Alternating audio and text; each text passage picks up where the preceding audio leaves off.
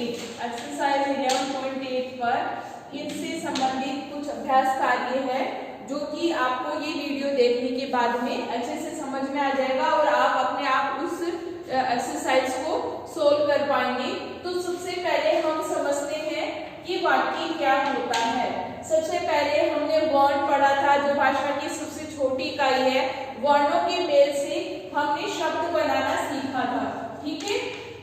फिर शब्द के हमने अलग अलग रूप जाने थे और आज शब्दों के जो मेल से क्या बनते हैं, वाक्य। सबसे पहले क्या सीखते हैं हम, वर्ण, और वर्णों के मेल से क्या बनते हैं बेटा, शब्द, और शब्दों के मेल से ही क्या बनते हैं, वाक्य, सेंटेंस, ठीक है। जिससे वाक्य की जो आवश्यकता क्यों महसूस हुई, ताकि हम अपना जो सही भाव है वो उचित तरीके से अगले के सामने प्रकट कर सकेंगे। एक वर्ड से उसका मीनिंग जो है वो स्पष्ट नहीं हो सकता। एक जो छोटा बच्चा है वो शुरू में शब्द ही बोलता है, लेकिन खाली उसकी माँ या उसके परिवार के लोग ही उसका अर्थ समझ पाते हैं। धीरे धीरे वो शब्दों को मिलाकर वाक्य बोलना सीखता है, जिससे सभी लोग उसकी बात को आसानी से समझ सकते हैं। और इसीलिए हमें वाक्य की आवश्यकता होती है। हम वास्तविक रूप में क्या कहना चाह रहे हैं और क्या सोच रहे हैं, ये अगले तक पहुंचाने के लिए हमें वाक्य की आवश्यकता होती है। तो सबसे पहले हम वाक्य की परिभाषा पढ़ेंगे कि वाक्य होता क्या है, शब्दों का सार्थक मेल, बहुत सारे शब्दों का सार्थक, जिसका अर्थ हम पहले भी अर्थ के सहित, जिसका कोई मीनिंग मेल यानी एक साथ लिखना वाक्य कहलाता है। फॉर एग्जाम्पल यहाँ पर एक सेंटेंस मैंने लिखा है, वाक्य आम फलों का राजा है। इसका अर्थ अपने आप में स्पष्ट है, ठीक है। आम जो है वो एक फल का नाम है और इसे फलों का राजा माना गया है। जैसे सेब को जंगल का राजा कहा जाता है, उसी तरीके से आम को फलों का राजा कहा जाता है। ये सार्थक वाक्य, इसका मीनिंग निकल रहा है, ठीक है, अर्थ के सहित। अगर इसी को ये जो अगर मैं कहूँ कि शब्दों के मेल से अगर वाक्य बनता, तो हमने इन शब्दों को चेंज कर देना है राजा का फलों आम, इस तरीके से हम लिखेंगे। ये शब्दों का मेल तो हो गया, बट ये क्या हुआ, ये निरर्थक वाक्य हो गया जिसका कोई अर्थ नहीं होता। वैसे निरर्थक वाक्य होता कुछ नहीं, बस आपको समझना है कि ये निरर्थक है, इनका कोई अर्थ नहीं निकल रहा, तो ये वाक्य नहीं कहलाएंगे। हालांकि यहाँ शब्दों का मेल है, लेकिन उनका एक सीक्वेंस भी नहीं है और उनका कोई अर्थ भी नहीं है, इस कारण ये वाक्य नहीं कहलाएगा। और वाक्य में सबसे पहले कर्ता, क्रिया और कर्म का प्रयोग भी होता है, ठीक है। अब हम यहाँ पर वाक्य के कुछ भेद पढ़ेंगे। पहला भेद है सरल वाक्य, सिंपल सेंटेंस, ठीक है। फिर है मिश्र वाक्य और फिर है संयुक्त वाक्य। तो सबसे पहले हमें जानना है कि सरल वाक्य क्या होता है, सिंपल सेंटेंस क्या होता है। जैसे अभी हमने पढ़ा आम फलों का राजा है, जिसमें कर्ता, क्रिया और कर्म का प्रयोग हो, वो सिंपल सेंटेंस कहलाता है, जिसमें किसी एक भाव को वर्णन किया गया हो, बताया गया हो। जैसे यहाँ पर आपके पाठ 11 से मैंने एक वाक्य लिया है, पश्चिमी भारत में गणेश पूजा का आयोजन होता है। एक भाव हम इसमें बताना चाह रहे हैं, जिसका अर्थ भी अपने आप में स्पष्ट है।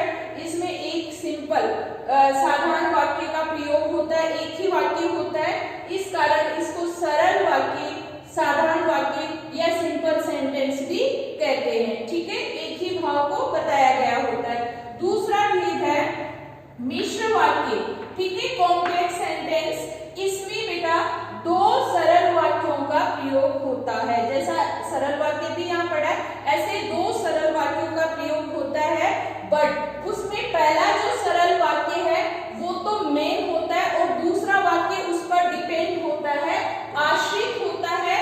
और कुछ वर्ड्स हैं जिनके द्वारा दो सेंटेंस, दो सरल वाक्यों को जोड़ा होता है, जिसमें एक जो वाक्य है, पहला वाक्य मेन होता है और दूसरा उसी वाक्य पर आधारित होता है, डिपेंड होता है। यहाँ पर जो उदाहरण मैंने दिया है वो इसी उदाहरण को, ये सरल वाक्य, इसी को हमने मिश्र वाक्य के रूप में बदला हुआ है। जब पश्चिमी भारत में गणेश पूजा का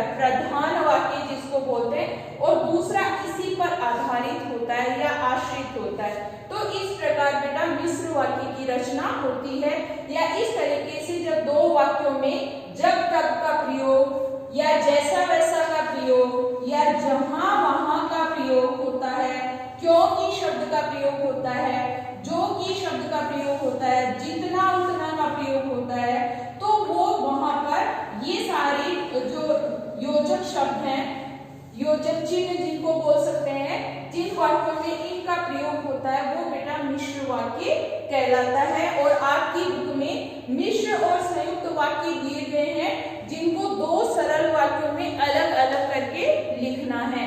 अगर मैं आपसे अभी पूछूं कि ये जो मिश्र वाक्य है इसको सरल वाक्यों में बदलिए, तो किस तरीके से बदलेंगे?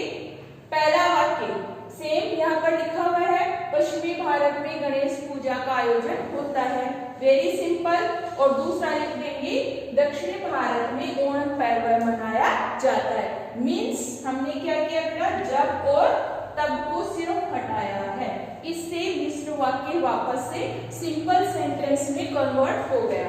और तीसरा इसका भेद है संयुक्त वाक्य, कंपाउंड सेंटेंस, ठीक है। इसमें भी दो सरल वाक्यों का प्रयोग होता है, ठीक है। और दोनों ही जो वाक्य हैं, दोनों ही सरल वाक्य इंपॉर्टेंट होते हैं, एक दूसरे पे डिपेंड या एक वाक्य प्रधान ऐसा कुछ नहीं होता। इसमें पहला सेंटेंस जो है वो मेन होता है, दूसरा उस पर डिपेंड होता है। लेकिन संयुक्त का अर्थ हम पहले भी जान चुके हैं, जुड़े हुए दो सरल वाक्य होते हैं सिंपल शब्दों में। अभी हमें इतना ही जानना है, ठीक है। सिंपल सेंटेंस में एक वाक्य होता है, मिश्र में दो सरल वाक्य होते हैं, पहला प्रधान होता है, दूसरा उस पर आश्रित होता है। और संयुक्त वाक्य में क्या होता है बेटा, दो सरल वाक्यों को योजक चिन्हों से जोड़ा होता है। और हमने यहाँ पर पाठ 11 का एक जो उदाहरण वह लिया है, भगवान विष्णु ने वामन रूप धारण किया, एक सेंटेंस, और राजा महाबली के पास पहुंचे। अब यहाँ पर किस शब्द से योजक चिन्ह से जुड़ा हुआ है? और से। तो इसके संयुक्त वाक्य के पहचान के भी कुछ योजक चिन्ह है, जो जिन दो सरल वाक्यों को और, एवं, तथा, किंतु, लेकिन, परंतु इन शब्दों से जोड़ा हुआ हो, दो या दो से ज्यादा सेंटेंस भी इसमें हो सकते हैं, ठीक है। तो वहां पर संयुक्त वाक्य का प्रयोग होता है। अगर अब आपको कहा जाए कि भगवान विष्णु ने वामन रूप धारण किया और राजा महाबली के पास पहुंचे, इस संयुक्त वाक्य को सरल वाक्यों में बदलिए, तो कैसे बदलेंगे? भगवान विष्णु ने वामन रूप धारण किया, एक सेंटेंस